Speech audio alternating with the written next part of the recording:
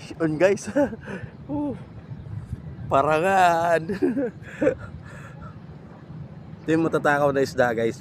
Tinatawag na dito sa amin na ano, parangan. Ayun oh, busog pa nga siya, kumain na naman. Parang sapsap. Oh, laki ng tiyan.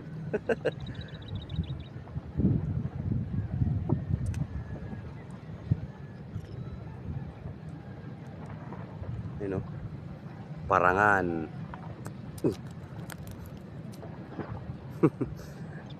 Dito natin pakawalan sa kabila.